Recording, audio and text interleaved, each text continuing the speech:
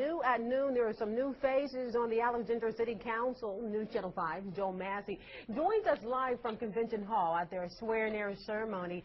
Joel is there for the swearing-in ceremony for several council members, and I believe there may be one council member who is a re-elected council member, and then we also have new Council member Ed Larvadane and Jonathan Goins. We go now to Joel Massey at Convention Hall for this ceremony. Joel, what you got for us?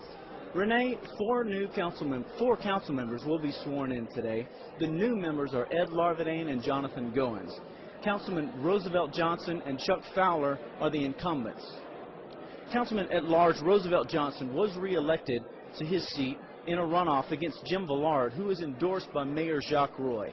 This will be Johnson's second full term, but his 7th year on the council after completing an unexpired term. Goins defeated Charles Frederick Smith, who spent 20 years on the council and was also endorsed by the mayor. District 5 Representative Chuck Fowler ran unopposed. This begins Fowler's 5th term. Council President Lewis Marshall was unseated in the primary election, and following a runoff, Larvadane won his District 1 seat.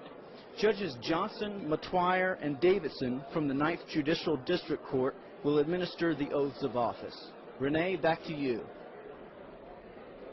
All right, Joel, and thank you very much. This is supposed to start at 12 noon. We'll check back in once again with Joel Massey over at Convention Hall for the swearing in of some of our new city council members. Well, in the other news today, a Monroe couple has been booked in the Washita Correctional Center in an escaped attempt. Police say 27-year-old Michael Boyer was booked Sunday with simple escape, and 31-year-old Kayla Counts Boyer was arrested for assisting in that escape. Reportedly, deputies received word that Boyer, who was on work release, was leaving his assigned work release area. Now, deputies were watching Boyer's place of employment when Counts pulled up to the business and Boyer got into the vehicle.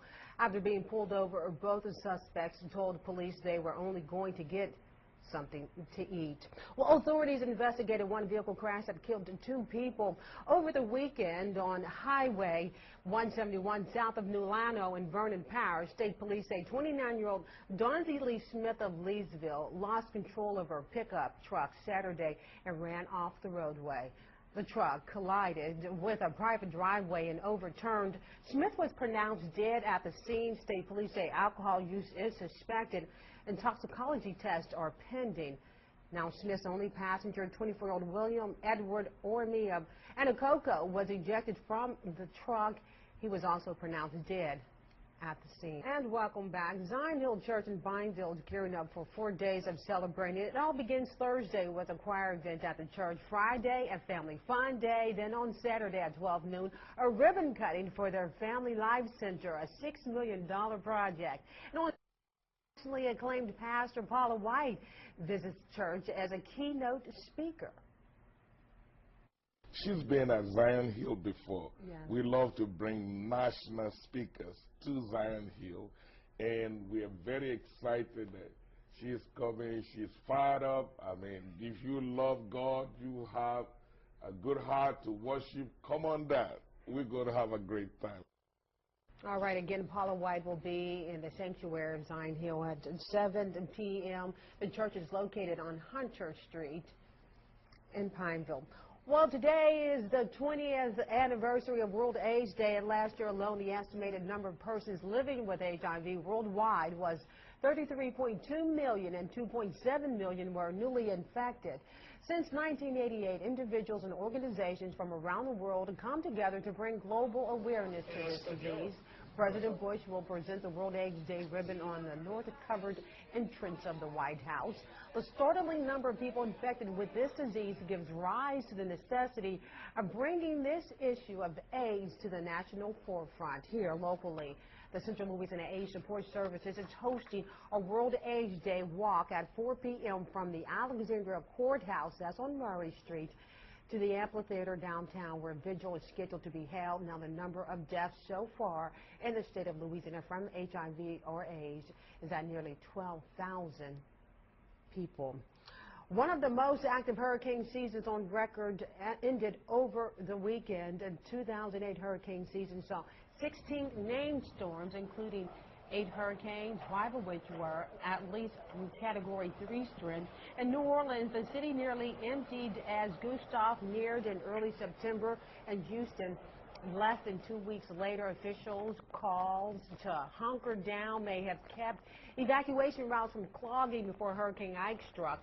The strategies were different, but the results largely the same. Both cities avoided repeating disastrous evacuations that cost lives during the deadly 2005 hurricane season.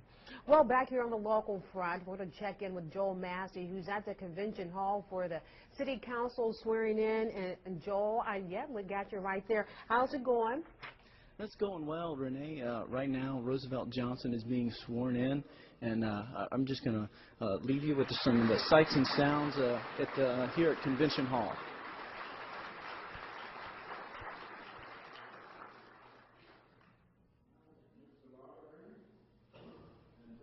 Now, Ed Larvadain is coming up, and the judge going to swear him in is Judge George Matoir from the 9th Judicial District Court. And Ed Larvadain and his family are making their way up.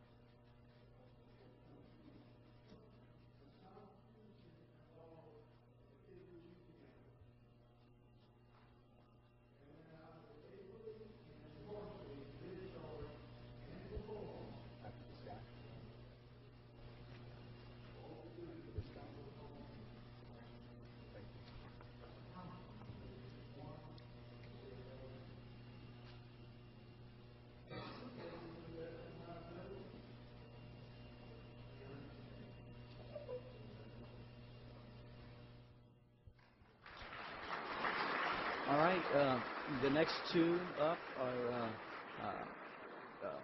Chuck Fowler and Jonathan Goins. Renee, back to you. Today we leave you with the sights and sound of the holiday season. We'll see you back here at 5.